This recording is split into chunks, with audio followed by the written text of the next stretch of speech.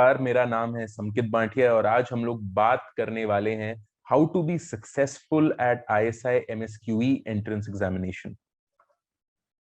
Before we continue on with the video, please take a look at the paper pattern and the syllabus का video for ISI MSQE जो already एक अलग सा video में आपको मिलेगा. ओके, उसको देखने के बाद में let's try and understand कि ISI का कट ऑफ क्या था in the last year and that will form the basis कि हमें कैसे अटेम्प्ट करना है पेपर. तो 2021 ISI MSQE की अगर मैं बात करूं, जनरल कैटेगरी में cut off for the first part that is the PEA was 77. मतलब कि अगर आपका 76 स्कोर होता इन PEA तब आपका PEB करेक्ट ही नहीं होता. Okay, so you have to score a minimum of 77 in order to qualify that your second part, which is the subjective part, is corrected. Okay, so 77 यहाँ पर है and this is the additional criteria which will basically make your name be shortlisted for ISI interviews. So last year, that is 2021, only the shortlisted category rankers were given seats in ISI without any interview. Okay, 2022 में we will expect that ISI will be conducting physical interviews. Okay, तो shortlist या cut off के बारे में अगर मैं बात करूं तो minimum 77 and PA plus 2 into PEB 253. तो अगर मैं PA को 77 पकड़ता हूं, then with this criteria what I'll do is 2 into PB, cutoff is 253 minus 77, so this will be how much? 176. Therefore PB is equal to 88. तो अगर मेरा 77 आता है in PA, I need to score at least an 88 in order to score 253. But 253 score करने से your name would be in the last leg. That is, for example, you would be rank 68. ठीक है, so वो तो उसमें you will not have made it into ISI. So your aim has to be to score at least a 85 in PA and to score at least a 95 in PB according to the paper that had come in 2021, जो काफी easy था. तो for an easy paper, scores would be 85 and 95 at least you should aim for. Aim नहीं, you should get. Aim आपको करना पड़ेगा 100 and 110, तब जाकर 85 and 95 आएगा for an easy paper. Okay, for a difficult paper the cutoff would go down. Okay, yes, 77 would be around 68, 69, and this 253 will also go down. So for a difficult paper you can expect 75 and this will be approximately 80. इसमें and with a good interview should help you to make it through. Okay, so this is about the cutoff of ISI. अब आते हैं कि paper आपको कैसे attempt करना है. तो remember the marking scheme of ISI, वो आपको मिल जाएगा in the video regarding the paper pattern and the syllabus. So PA, which contains 30 questions, you get 4 marks for every correct, 0 for every wrong and 1 for unattempted. आपको aim करना चाहिए to attempt around 24 questions. तो अगर 24 questions मैंने attempt किए with a 90% accuracy, supposing मेरा 3 incorrect होता है तो 21 correct हुआ, I get 84 and 6 unattempted, I end up at 90. ठीक है, for a standard paper this is a decent score.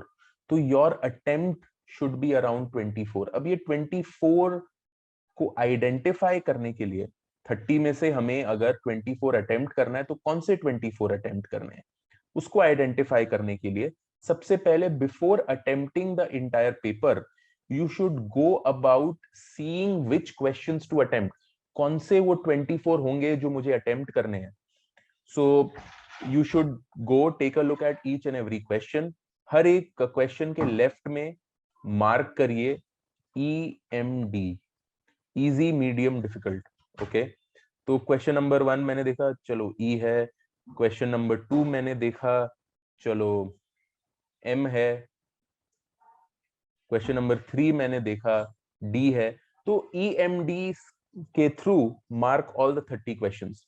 Okay, if you have actually prepared well, you will be able to identify at least 20 E's in the paper and about 6 medium difficulty and 4 difficult questions. If you have prepared well का क्या definition है? ISI के last के 15 years you have done at least 4 times. That is, you know each and every question का each and every concept and therefore the answer. अगर ये आपने किया है, then it is good preparation. So out of the 30, 20 questions will be E, 6 will be medium difficulty, 4 will be difficult. Okay, ऐसे आपको सबसे पहले आइडेंटिफाई करने हैं क्वेश्चंस को एंड उसके बाद में you will have to attempt the paper in that way. तो ये हो गया PA का पार्ट. अब PB के बारे में बात करते हैं.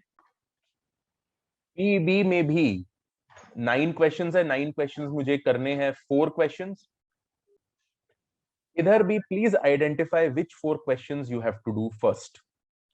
प्लीज ऐसा मत करेगा. मैं स्टूडेंट्स को देख रहा हूं वो क्या करते हैं, अच्छा 1A अच्छा लग रहा है मुझे तो 1A मैं कर लेता हूं.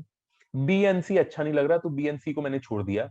फिर मुझे 2 का C पसंद आ गया तो मैंने 2 का C कर दिया. फिर मैंने ग्रुप B का क्वेश्चन नंबर 3 का पार्ट B किया. तो ऐसे मैंने अटेम्प्ट किया पार्ट A, फिर 2 का पार्ट C, फिर 3 का पार्ट B. यस, मैं देख रहा हूं कि स्टूडेंट्स ऐसे अटेम्प्ट कर रहे हैं. प्लीज ऐसे अटेम्प्ट मत करिएगा. PB is the most important aspect for every student, क्योंकि the weightage on the PB marks is the most important. Final selection में इंटरव्यू के बाद में आपका score is calculated 1 into PEA plus 3 multiplied by PB plus 1 multiplied by your interview score. तो इतना ज्यादा important है PEB का पार्ट. प्लीज ये पार्ट को मेसअप नहीं करना है. ओके, सबसे पहले आइडेंटिफाई करना है कि कौन से क्वेश्चंस को मैं करने वाला हूं. तो out of the 9 questions please identify which 4 to do. Okay, तो क्वेश्चन नंबर 1 मैंने देखा, ठीक है, मुझे लग रहा है that I will be able to do this, इसको E मैंने मार्क किया.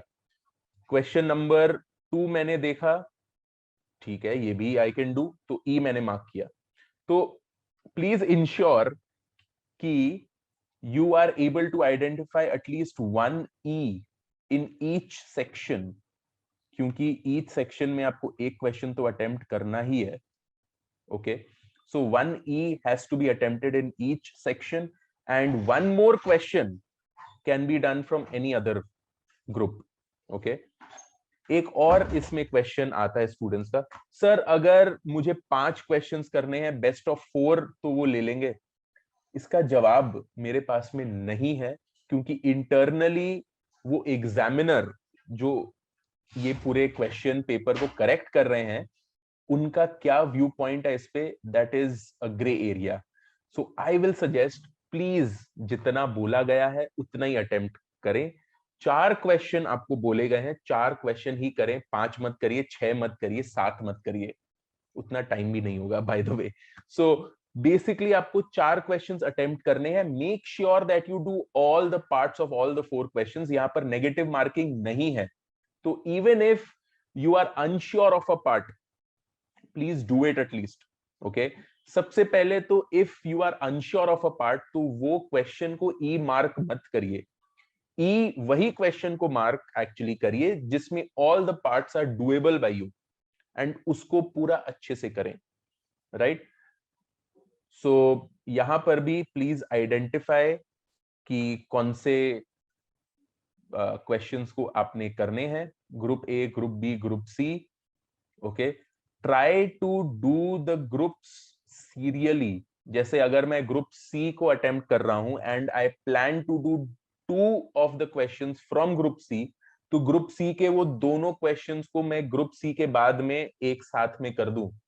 ऐसे नहीं, ग्रुप सी का फर्स्ट क्वेश्चन, ग्रुप ए का एक और क्वेश्चन, ग्रुप सी का एक सेकंड क्वेश्चन, ऐसे अवॉइड करें so that the examiner is sure कि आपने एवरी सेक्शन से एक ही क्वेश्चन अटेम्प्ट किया है and one additional from some other group, from any of the 3 groups. Okay, तो ऐसा ना करें। Things not to do: group C question 2 part A, group A question 1 part B, ऐसे ऐसे पार्ट्स में भी डिफरेंट जंबलिंग प्लीज मत करिएगा। Okay, I have seen this students doing it. मैंने करेक्ट कर दिया है आपका पेपर, बट आईएसआई के एग्जामिनर्स इसको अच्छे ढंग से कंसिडर नहीं करेंगे। Okay, so please never do that. फिर वापस ग्रुप सी का 2 पार्ट बी, ये सी का 2 पार्ट ए, फिर ग्रुप ए का एक और कोई पार्ट, उसके बाद में ग्रुप सी का कोई एक और पार्ट, ये प्लीज मत करिएगा। Okay, this is not to be done. Another thing which is actually recommended is, as I said, group C का if I plan to do question numbers 1 and 3, group A का if I plan to do question number 2, group B का I plan to do question number 3. ठीक है, तो group C का I should do both the questions together. Avoid करिए ऐसे करना, C part 3 उसके बाद में B part 3, A part 2 उसके बाद में C again part 1. अवॉइड करिए कि सी पहले फिर बीच में ए बी एंड उसके बाद में वापस सी।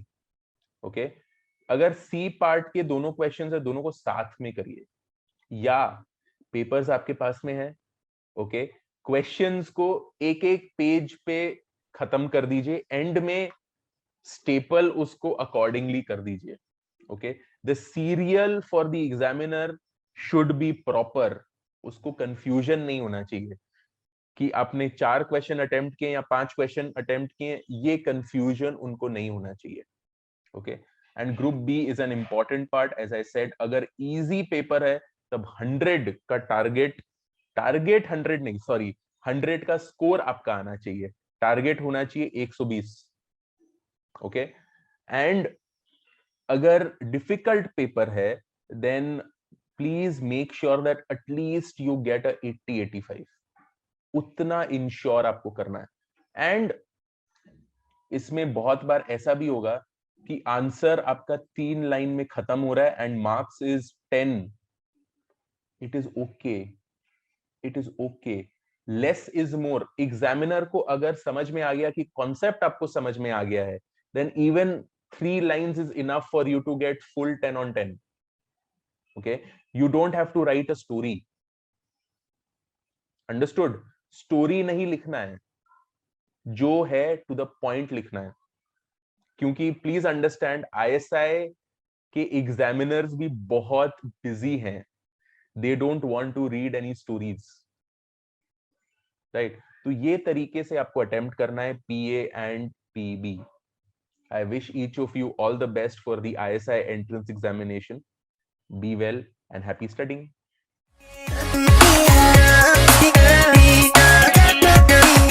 Found the video useful and would like to share it with your friends, then click on like, share and subscribe to our channel. Thank you for watching the video.